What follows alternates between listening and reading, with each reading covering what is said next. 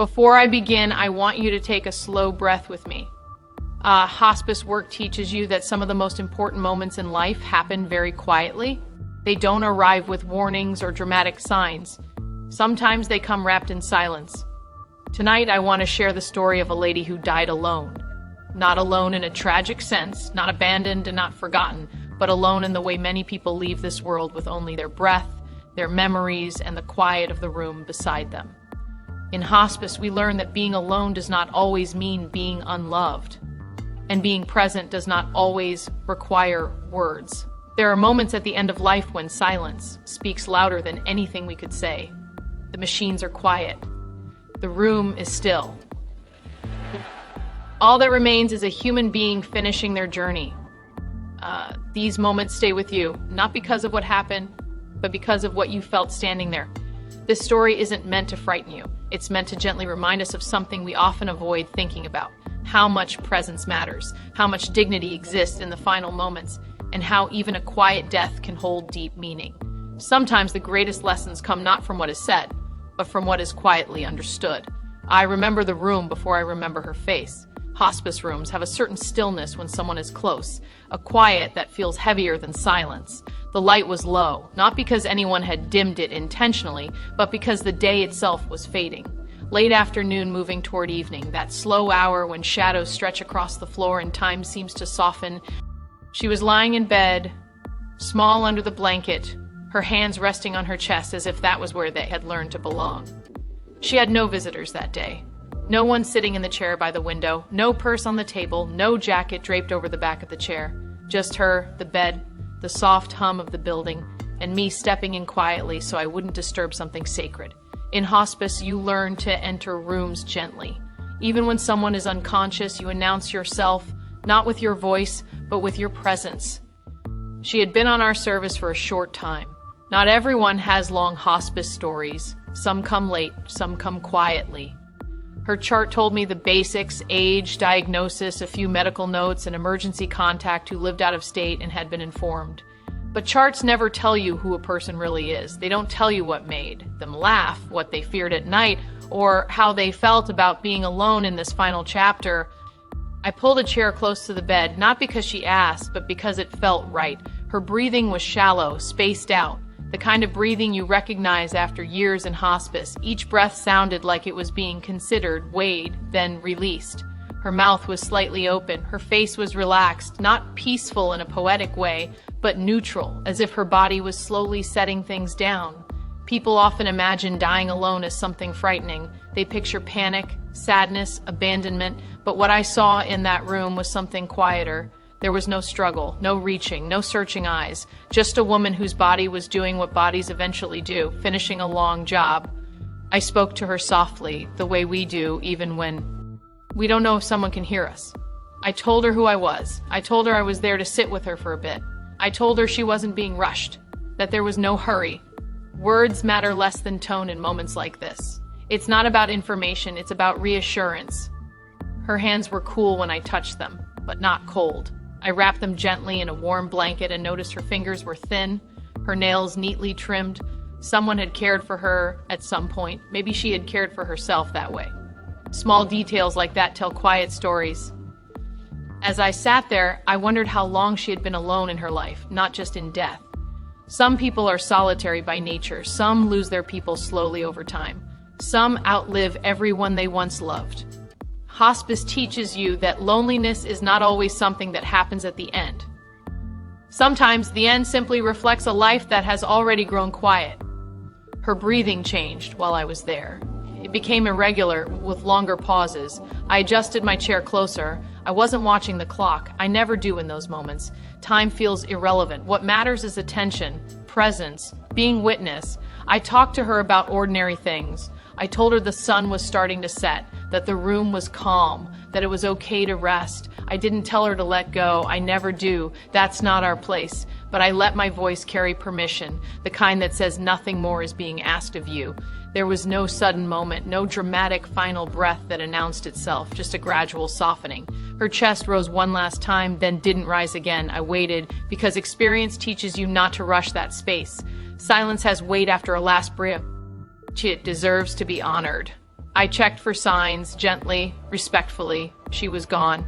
And for a moment, the room felt fuller, not emptier. That surprises people when I say it, but it's true. There's a presence that lingers sometimes, not in a supernatural way, but in a human way. A sense that a life has just passed through something important. I sat with her a little longer. No one was calling for me. No alarms were going off. Hospice allows that gift. I straightened the blanket. I smoothed her hair. These acts are not clinical. They are personal. They are the last kindnesses we can offer. People often ask if it's sad when someone dies alone. Sometimes it is, but sometimes it feels exactly as it was meant to be. Not everyone wants an audience for their final moments. Some people leave the same way they lived, quietly, privately, without fuss. I thought about how many lives intersect briefly with ours in hospice. We step into the most intimate moment of someone's existence, even if we've known them only days or hours. It's a strange privilege, one that humbles you, one that changes how you see your own life.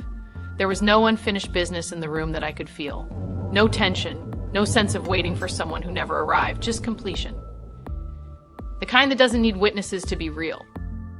After I left the room, the hallway noise returned slowly. Carts rolling, voices at a distance, life continuing as it always does. But that room stayed with me, not because she died alone, but because she died quietly, on her own terms, without fear that I could see.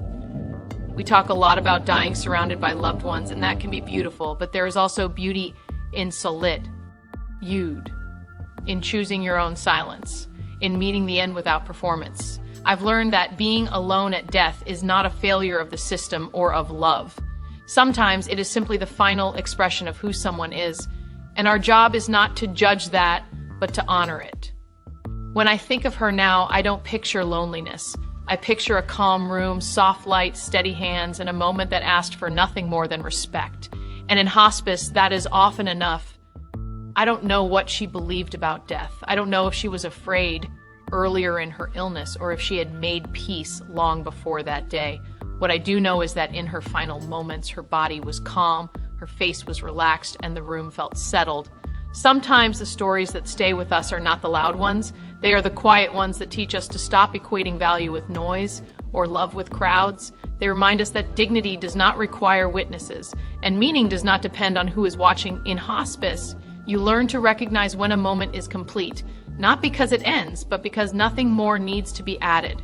That day, sitting beside a woman who died alone, I understood again that presence does not always look the way we expect it to, and that some endings are meant to be simple, unobserved, and deeply human, unfolding without explanation, without apology, and without anyone needing to arrive at the last minute to make it count. I often think about the word alone and how heavy it sounds when we use it around death. It carries assumptions. It suggests absence, emptiness, neglect. But hospice teaches you to look closer, to slow down before attaching meaning to a moment. Because sometimes what looks like aloneness from the outside is something very different from the inside. The woman I'm thinking about did not have anyone sitting at her bedside when her breathing began to change. No family pacing the hallway, no friend holding her hand. And yet the room did not feel abandoned. It felt settled, like a place where everything that needed to be said had already been said, long before the final hours arrived. People don't always die surrounded by others because relationships are complicated. Lives stretch across decades. People move. Families fracture. Love doesn't always stay close to the body, even when it remains real. Hospice work puts you in the middle of these truths. You learn quickly that love is not measured by attendance. When I met her, she was already tired in a deep way. Not the kind of tired that sleep fixes, but the kind that comes from a long life of carrying yourself through the world. Her eyes opened briefly when I spoke, then closed again, as if recognizing my voice was enough, as if nothing more was required from her. Her room held traces of a life, even without visitors. A photograph taped near the bed, a worn book on the side table, a sweater folded neatly, not because someone had just placed it there, but because it had been folded many times before. These small things spoke of care, of routine, of a person who had known connection, even if that connection was no longer physically present. In hospice, you begin to understand that love leaves imprints. It doesn't disappear just because people aren't in the room. It lingers in habits and objects, in the way someone holds themselves at the end. Her body was not tense. Her jaw was not clenched. There was no fear in her expression that I could see. That told me more than any family history ever could. I sat beside her and talked softly, not filling the space, just acknowledging it. I told her she was being cared for, that she wasn't forgotten. Not in a dramatic way, but in a steady, honest way. Sometimes reassurance doesn't need to come from someone who has known you forever. Sometimes it just needs to be real in the moment. Her breathing slowed gradually, like someone easing into rest after a long day. I've seen people who hold on, whose bodies seem to wait for someone specific. This was not that. There was no searching, no restlessness, just a gentle rhythm that became wider and wider until the spaces between breaths felt intentional. People often ask if I talk to patients about their families when they're alone. I don't, unless they bring it there themselves, because not everyone wants to revisit what isn't present. Some people have already made peace with who could be there and who couldn't. Love does not always need to be named to be felt. As I watched her, I thought about how many ways love shows up in a life. Sometimes it's loud and constant. Sometimes it's brief but meaningful. Sometimes it's something you carry inside yourself because the people who gave it to you are no longer around. That kind of love doesn't vanish just because a room is quiet. Her hands rested calmly at her sides. I held one gently, not to anchor her, but to accompany her. There is a difference. I wasn't trying to keep her here. I was simply acknowledging that she mattered in that moment, that her life was worthy of witness. Even if that witness was temporary, there was a sense of completion in the air, not closure in a tidy way, but a feeling that her story had reached its natural pause. Hospice teaches you to trust those feelings. They're not mystical, they're observational. They come from watching hundreds of endings and learning to recognize when one is unfolding without resistance. When she took her final breath, it was quiet, no gasp, no struggle, just a gentle release. I stayed still, allowing the moment to settle. Death doesn't need to be rushed past. Even when no one else is there, it deserves space. I checked her gently and confirmed what I already knew. Then I sat with her because leaving immediately would have felt wrong. Being alone doesn't mean being unattended. In hospice, we become placeholders for love when love isn't physically present, not as replacements, but as reminders that a life has weight. I thought about the people who had loved her once. Even if they weren't in the room, they had shaped her. They had left marks on her way of being. Those marks were still there, visible in the way she faced the end without fear.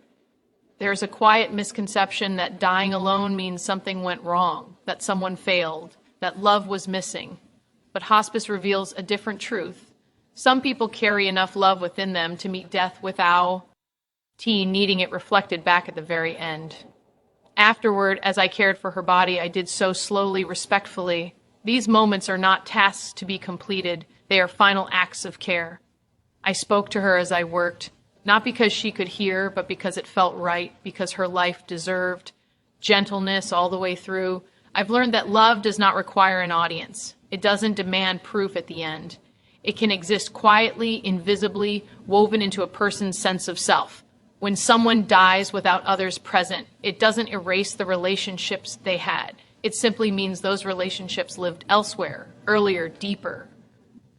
Walking out of her room, I didn't feel sadness in the way people expect. I felt respect. Respect for a life that didn't need validation in its final moments. Respect for an ending that was soft, unforced, and honest. Hospice changes the way you think about presence. It teaches you that showing up matters, but so does honoring someone's way of leaving. Not every ending is meant to be shared. Not every death needs witnesses to be meaningful.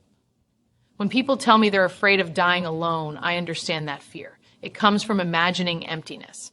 But what I've seen is that many people are not empty at the end. They are full of lived experience, of memories, of internal relationships that don't require anyone else to be physically there. That woman was not unloved. She was not forgotten. She simply reached the end of her life in a quiet room with a calm body and a sense of completion that didn't ask for anything more. In hospice, you learn that love doesn't always arrive holding a hand. Sometimes it arrives as peace. Sometimes it arrives as readiness. Sometimes it arrives as the absence of fear. Her death reminded me that we need to be careful with the stories we tell about dying alone, because those stories shape fear, and fear doesn't belong in the final moments of a life that has already given everything it had to give. There is dignity in a quiet passing, There is truth in an ending that doesn't perform for anyone else, and there is love in the way a person meets death when they feel complete, even if no one else is there to see it, because meaning is not diminished by solitude, and a life does not lose its value simply because it ends without witnesses standing close enough to count the final breath. There are moments in hospice that change the way you understand what it means to accompany someone. Not by doing more, not by saying the perfect thing, but by learning when to be still. The woman I'm thinking about taught me that without ever opening her eyes or asking for anything at all. She had been quiet for most of the day. Not restless, not anxious, just inward. That kind of inwardness is familiar in hospice. It's not withdrawal in a painful sense. It's more like someone slowly turning their attention away from the room and towards something only they can see or feel. You learn to recognize it over time, the way a person begins to conserve energy, not just physically, but emotionally. When I entered her room, the air felt settled. The curtains were half drawn, letting in a soft light that didn't demand attention. There was no television on, no background noise filling the space, just the faint sounds of the building breathing around us. It felt like a room that understood what was happening and wasn't trying to interfere. I checked on her gently, the way you do when someone is fragile. Her breathing was slow and uneven, with pauses long enough to make you notice, but not long enough to alarm you if you've been here before. Her face was calm, no furrowed brow, no tension around the mouth. These are the things you look for, not because they predict timing, but because they tell you about comfort. She hadn't asked for anyone. No names had been spoken earlier, no requests made. That matters. We're taught to respect what people ask for, but we also have to respect what they don't ask for. Silence can be a boundary, and boundaries deserve honoring, even at the end of life. I pulled a chair close enough that my presence was clear without being intrusive. Hospice care is often about finding that balance, being there without hovering, offering without insisting. I didn't try to fill the quiet. Quiet has its own language, and it speaks best when we don't interrupt it. As I sat with her, I thought about how often people confuse being alone with being unsupported. In hospice, you learn they are not the same thing. Support doesn't always come in the form of conversation or company. Sometimes it comes as steadiness, as someone holding the space so the person who is dying doesn't have to. Her breathing shifted while I was there, becoming more spaced out, more deliberate. Each breath felt like a small decision, not forced, not resisted, just taken when needed. The pauses between breaths grew longer, and the room seemed to lean into them as if listening. I spoke her name quietly, not to bring her back, but to acknowledge her. Names carry weight, even at the end, even when consciousness is uncertain. Saying someone's name is a way of saying, you are seen, you are here, your life is recognized. There was no response, and that was okay.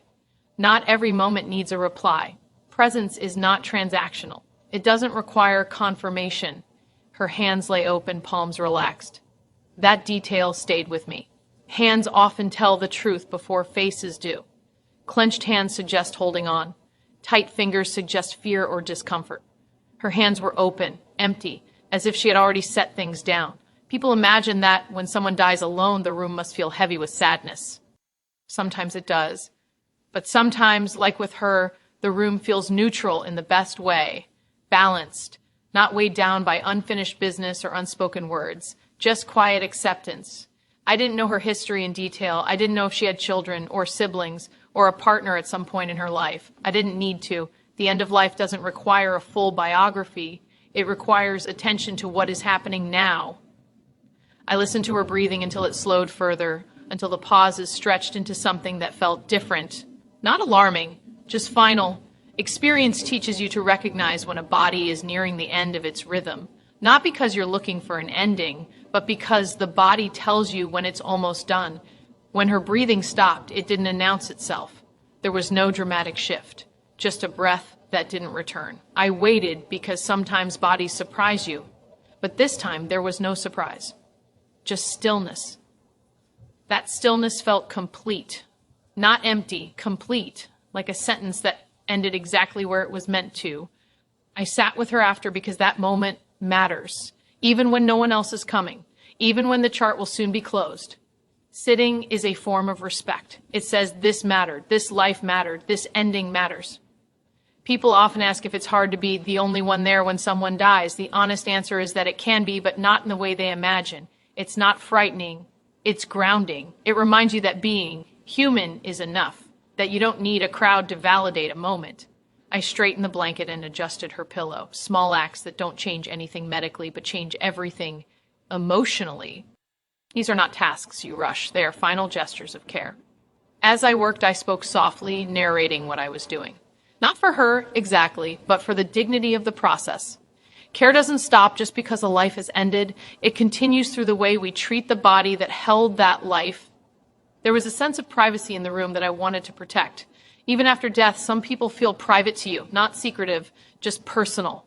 You don't rush out. You don't bring unnecessary noise in. You let the quiet remain intact. I thought about how different this ending was from others I've witnessed. Some deaths are crowded, some are emotional, some are chaotic. This one was simple.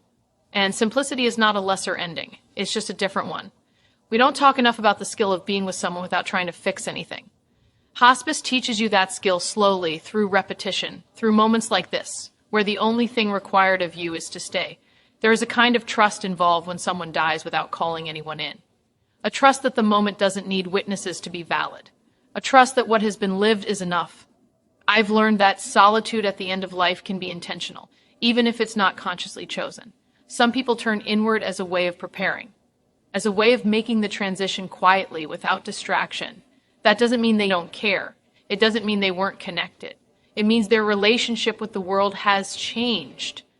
After I left the room, I carried her with me, the way we carry many patients, not as a burden, but as a reminder that endings don't have to look a certain way to be meaningful.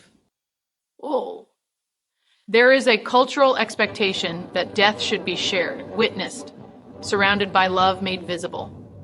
And that can be beautiful. But it's not the only way. What I saw that day was a woman who met the end of her life without fear that I could see, without urgency, without asking for more than what was already present. In hospice, you come to understand that presence doesn't always look like companionship. Sometimes it looks like permission to rest, permission to stop engaging with the world, permission to be alone without being abandoned. That distinction matters because fear grows when we assume that being alone at death means something went wrong. But often it simply means something was finished. I didn't leave that experience feeling sad for her. I left feeling quiet myself, thoughtful, a little slower than before. Some deaths teach you about grief, others teach you about acceptance. This one taught me about respect for the way a person chooses to leave, even when that choice is expressed through silence rather than words. There was nothing unfinished in that room that I could feel. No sense of waiting, no sense of longing, just a life that had reached its final stillness. And that stillness didn't feel empty. It felt held.